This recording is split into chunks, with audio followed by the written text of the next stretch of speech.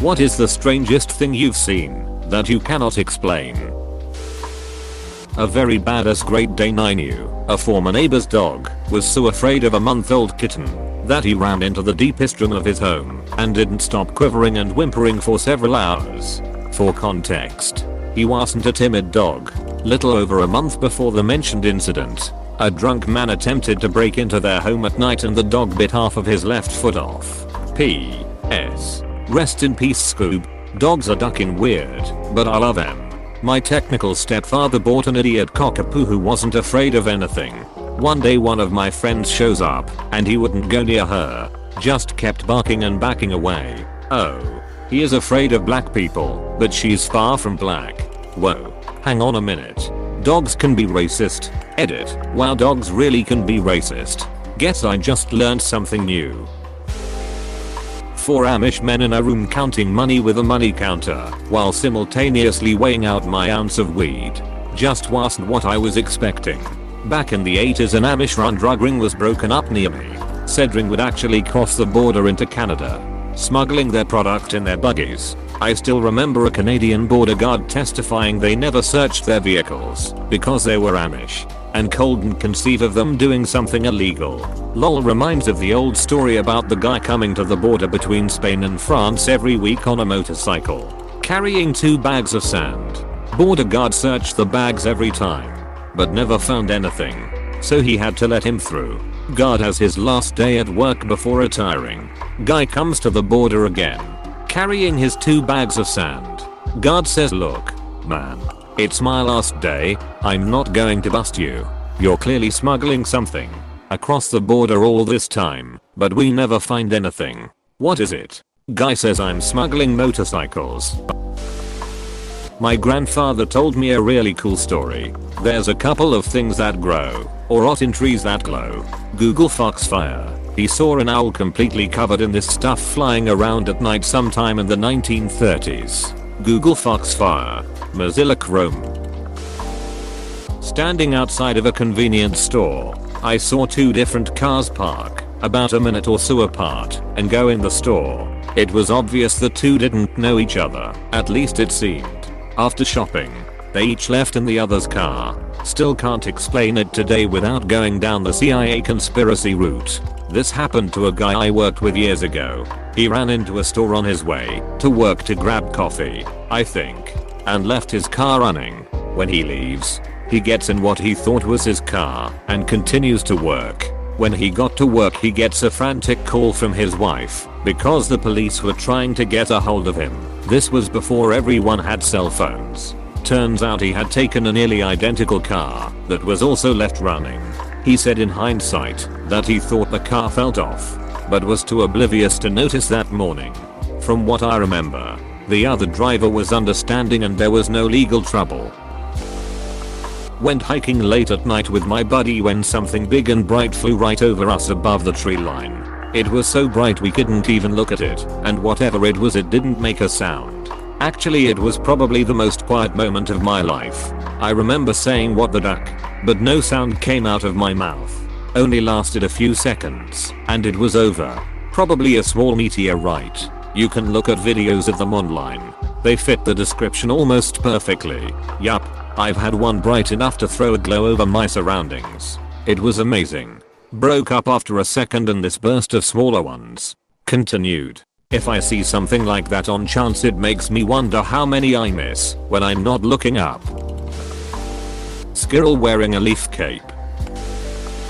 Was driving home from work one afternoon with my brother and cousin in the car. As we were sitting in traffic I noticed high up in the sky and way out in the distance a small motionless black square. I pointed it out, and both my brother and my cousin spotted it quickly, so I know it wasn't in my head. It just remained still for about 45 minutes, and then the sun had set, and it was too dark to spot it any longer. It just stayed in the exact same spot the whole time, and while it was really far away you could still tell it was a perfect square shape. Once I got home I went online to see if there were any mentions of it anywhere and there was nothing. To this day I still think about it and wonder WTF I was looking at.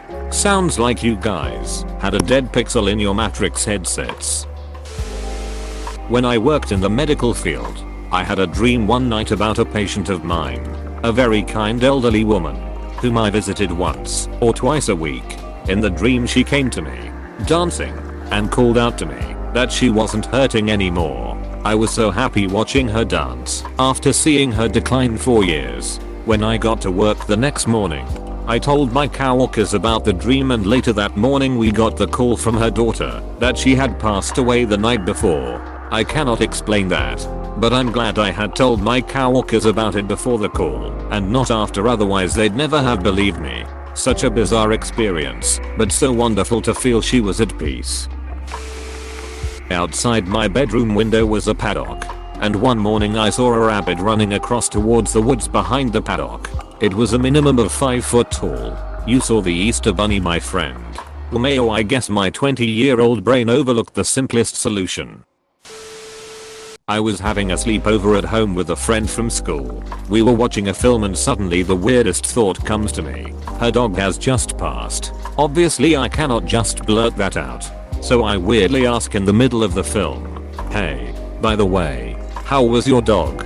She was quite surprised obviously. I had never met her dog and she doesn't talk much about it. She just mentioned she had one. She answered that he is aging but well. We moved on, but I couldn't shake a weird feeling. Anyway, she goes home the next day and calls me after a while. She asked, "Why did you ask about my dog yesterday? How did you know? He passed away last night, around the same time you asked about him." I was both shocked and unsurprised at the same time. I don't have an explanation. It seems like a weird coincidence, since her dog was not something usually on my mind. It never happened to me again. Not sure this counts. I was in it, but wasn't happening to me. Pull into a fast food drive-thru in Odessa, TX. My first time there. My turn at the speaker, and I place my order. It's been a long drive, so I'm treating myself and being a little picky, asking nicely, and building a customized meal. Cashier listens and says again, "You ate all that already?" Me, huh.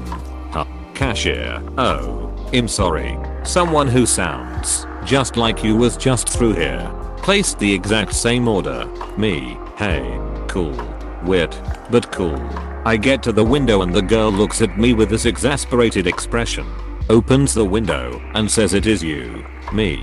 Cashier calls her manager over and points at me, shows him the order, says nothing. Manager, "Welcome back. Was there a problem with your order?" Me, "No, I haven't gotten it yet." Manager, clearly confused, "I made your order myself." Cashier points at time on receipt. Manager blinks and says that's the same order to her. Looks at me, back at her, and says, "And that's him."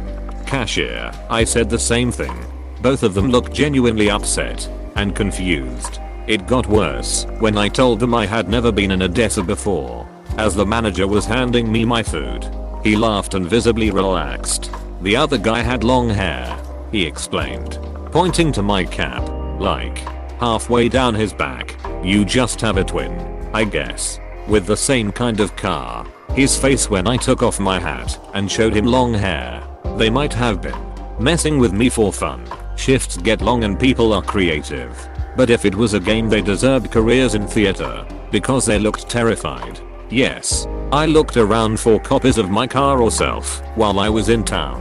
Nada. There was an old episode of Unsolved Mysteries where a guy kept going to different businesses and the employees would ask him if he had forgotten something because they said he had just been there. Strangely, it was never resolved. When me and my best friend were teenagers, we were walking home during the wee hours of the morning when a drunk guy basically acted like we knew him and invited us to eat. For some reason, we actually came with him, and we ate at this 24/7 joint, where he told us about his adventures around the world, showed pictures, etc. We hung out until it was around 5 AM and walked home together. I have no idea who he ducking was. I still don't. Probably just a time traveler wanting to hang with a historical figure before they got famous. I once met this young homeless guy, probably about 10 years ago. Acted like he knew me. When I said I had no idea who he was, he said, "Isn't your name Baird Monga and you work in radio broadcasting?" Apostrophe. I got right freaked out cause I had been applying to colleges for radio and there was no reason for him to know my name. I said no, but I've wanted to work in radio. Who are you? He responded saying it wasn't important and to ignore him as sometimes he gets confused between the present and the future, and just left. I never saw him again. It threw me off completely. I abandoned the idea to go into radio almost out of fear. I was driving home from work on the back roads and was driving behind a car that was the same make, model, and year of my car, just a different color. Further down the road, we both get into the turn lane to turn left onto a long, straight road with open fields on either side. The car in front of me turns onto this road and I wait for a car to pass and then turn as well.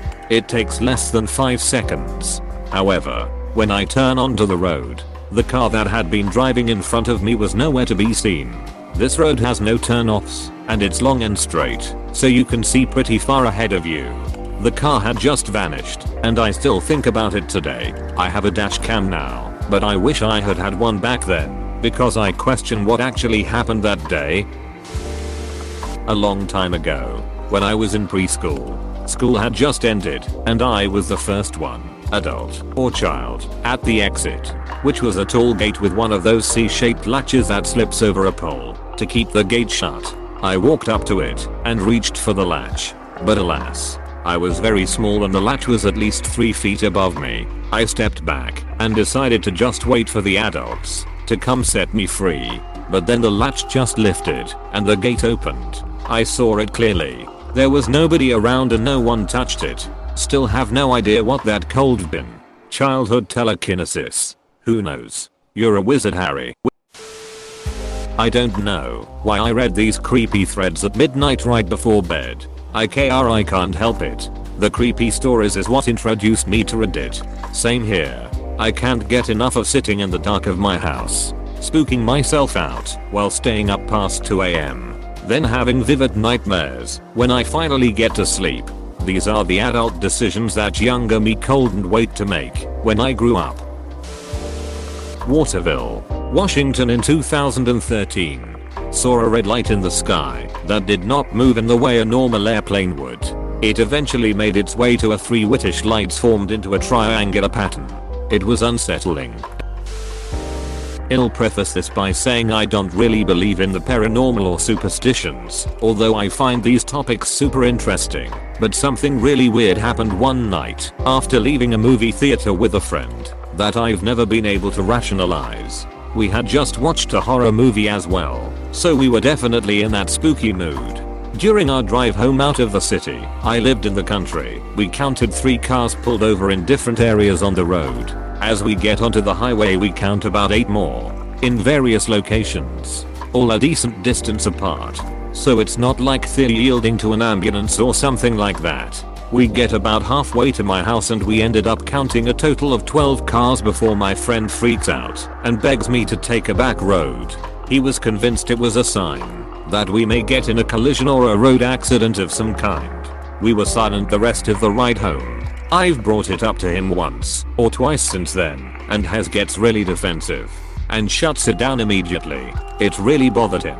It's definitely weird, and I can't explain it, but it makes for an interesting story. I saw this the other day driving home from work. Turned out a truck or something had lost a box of screws and there were like 20 cars pulled over with flats. My dad, sister and I all saw something that wasn't an animal and wasn't human. This was in winter 2015 in rural Saskatchewan. We were driving, and it ran out in front of us on the road. It was so fast it was a dark blur, but we all agree we saw long gangly limbs like a deer, but it had human looking arms and legs. We still talk about it. I was half asleep and something grabbed my feet. I jumped up and seen a little girl run out the room. My 2 dogs both looked at the little girl and watched her leave the room and looked at me as if to say, "Did you see that?" Then chased her down the stairs into the living room. I followed behind them. When we got to the living room there was no one there. The only explanation I have is I was still dreaming while awake. This is why I'm afraid of opening my eyes when I have sleep paralysis. I always have auditory and tactile hallucinations when I have SP, psi, Doesn't matter if I open my eyes or not. It's like being transported to hell. I was taking a trip with my then girlfriend, and we had to cross the Hudson River to get to where we were going. There are only a handful of bridges across, and I know them all from having grown up in the area. On that particular trip we were supposed to take the Bear Mountain Bridge, but I got off the wrong exit and passed it. We decided it wasn't a big deal. The next bridge, the Newborough Beacon, was actually closer to where we were going. It would just bring us over a little bit past our destination, but not enough to really matter, so we kept on driving, not really paying specific attention to where we were, since it was probably 20-30 minutes until we got there. Well, we never crossed the Newborough Beacon that day, we also never crossed the Bear Mountain, and we certainly didn't drive an extra half an hour to the mid-Hudson or turn around and go back to the tap. When we did take a minute to check where we were and how close the bridge was, we found we were already on the other side of the river. No bridge. We were just already there. So either there's a secret tunnel somewhere under the river, we had our memories erased, or we found some kind of spatial rift somewhere in the Hudson Valley. Had something very similar happen about 18 years ago. A friend and I were driving what would normally be a 3-hour drive. A little way in, we hit the heaviest rain/lightning storm I've ever driven through. I was driving about half the speed limit and could barely make out the car in front of us. When that car pulled over, clearly wasn't confident driving in that weather. I drove on for about 15-20 minutes before also pulling over as we passed a small town. The rain eased off and we continued on our way. When we got home, according to our phone/the wall clock in the house/the car clock, the trip had taken less than 2 hours. We had somehow shaved a whole hour off the trip by going almost half speed for most of the way. My friend had a similar experience. He was driving during a really bad snowstorm, so he was driving slowly and being cautious. He was a few miles away from the freeway entrance he wanted to take, but then the next thing he knows, he's in a fender bender a few miles past the entrance he was planning on taking. He wonders if missing his entrance and having that fender bender saved his life. There were a lot of accidents on the freeway that day because of the fender bender. He was late for his appointment and ended up just going home instead of getting on the freeway. He believes he time traveled. Please click subscribe if you enjoyed this video.